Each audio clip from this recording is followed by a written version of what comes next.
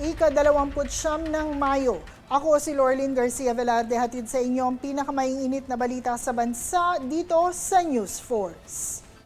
Sa ulo ng mga balita, negosasyon ng Pilipinas at Japan para sa General Security of Military Information Agreement umpisa na. DILG nagpahayag na dalawa ang opsyon ni Senator Estrada. Fuel surcharge para sa June 1 to 15 ibinaba na sa level 13. Oplan balik eskwela inulunsad ng DepEd. Pasukan magsisimula na sa ika-8 ng Hunyo. Dole magbibigay ng tulong pinansyal sa mga biktima ng gumuhong gusali sa Angeles City. Patas at pantay na balita, komprehensibong ulat para sa pulso ng masa. Ito ang News Force.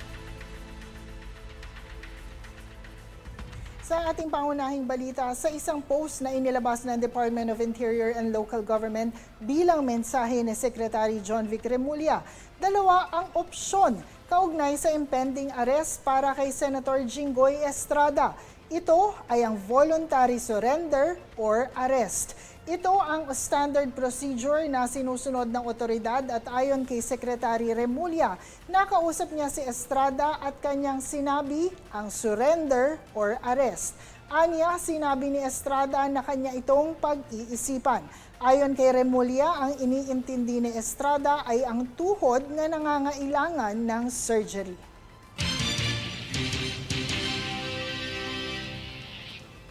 Sa kaugnay na balita, naglabas na rin ang Sandigan Bayan 2nd Division ng arrest warrant at whole departure order para kay Senator Jinggoy Estrada at dating DPWH Secretary Manuel Bonoan. Ito ay para sa kasong graft kaugnay pa rin ng maanumalyang flood control project. 90,000 pesos ang bail para sa naturang kaso. Ayon kay Estrada, walang katotohanan at walang basihan ang mga paratang sa kanya. Sa kanyang pag-post ng bail sa Sandigan Bayan, sinabi ni Estrada na gagawin niya ang lahat ng legal na pamamaraan upang maprotektahan ang kanyang sarili at umaasa siya sa patas na trato at due process sa pagdinig ng kaso. Anya, nagtitiwala pa rin siya na sa huli, mananaig ang hustisya at katotohanan. Sa ibang balita, Pangulong Ferdinand Marcos Jr. nakaharap na si Japanese Prime Minister Sanay Takaichi Huwebes, May 28 sa Akasaka Palace State Guest House sa Tokyo, Japan. Kanilang tinalakay ang pagpapaigting ng Philippines-Japan relationship sa Comprehensive Strategic Partnership.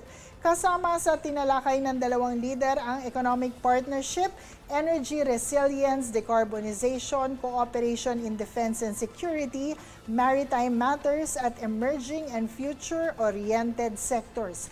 Kasama rin sa kanilang mga napag-usapan ang kasalukuyang kinakaharap na suliranin ng rehiyon at ng pandaigdigang issue. Tinalakay rin ang kooperasyon sa agrikultura, health at human resource development, pati na rin ang teknolohiya at AI. Samantala, umpisa na ng pagtalakay sa General Security of Military Information Agreement.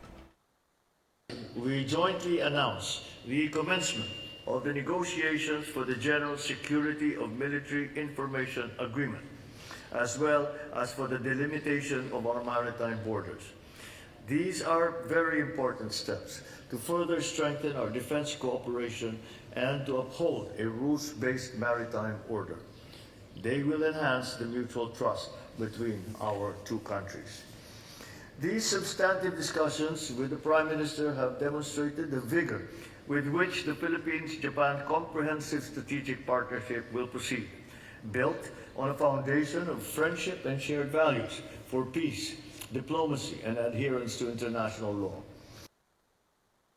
First, in security area, we concurred on commencing formal negotiations for the agreement on the protection of classified military information.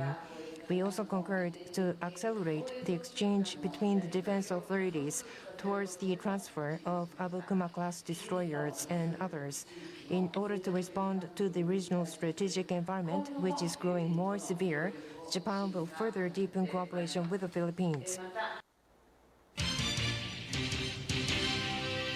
We join Samantala, Attorney Jimmy Bondoc na siyang tumatayo bilang legal counsel ni Senator Ronald Bato de la Rosa, sinabi na hindi niya alam kung nasaan ang kanyang kliyente. Ayon kay Attorney Bondoc, bago pa man maganap ang mga kaguluhan sa Senado, ay nakapag-usap na sila ng legal strategy ng kanyang kliyente. Dagdag pa niya, sila ngayong legal team ay nakabantay sa mga property ng senador. Dahil sinasabi ko na po totoo at ito po ay directed sa ating pong kagalang-galing na sekretary ng DOJ. Hindi ko po alam, hindi ko po nais alamin at ito po ay galing sa puso. At dahil po gusto namin na kami ay makapagsilbi kay Senator Bato in a secluded and academic way, para ho hindi mapoliticize yung aming pag-iisip sa kanyang mga legal defenses. So tanong niyo na po lahat, pero sinasabi ko na po sa inyo, hindi po talaga namin alam kung nasaan si Bato at lagi namin pinagdadasal ang kanyang kaligtasan. Bilang kinatawan ng Partido Demokratiko Pilipino, sinabi ni Attorney Ferdy Topacio na nakakabahala at nakakadismaya ang Senado. Anya, dapat ay manitili na majority rules. We are appealing to our senators for sobriety. Yung pinagsasasabi nilang tyranny of the majority, there is no such thing. In a democracy, talagang majority ang nasusunod. Bakit? Pagka nung nanalo ba si BBM, may nagsabing tyranny of the majority. That is democracy. The majority rules. Yun po yun. Wala tayong magagawa doon. Those are the rules. And the rules of the Senate are subject to amendment at any time by the will of the majority. Wala pong tyranny rito. Puro kahipokrituhan, puro demagoguery ang pinagsasabi ng minority. Pakita nyo yung tunay na mukha nyo sa sambayan ng Pilipino. Forever mag-walk out kayo. Sige. Pakita nyo, show your true colors. Ganyan naman kayo, pikon kayo eh. Pag kayo majority, okay lang. Pag kayo minority, hindi okay.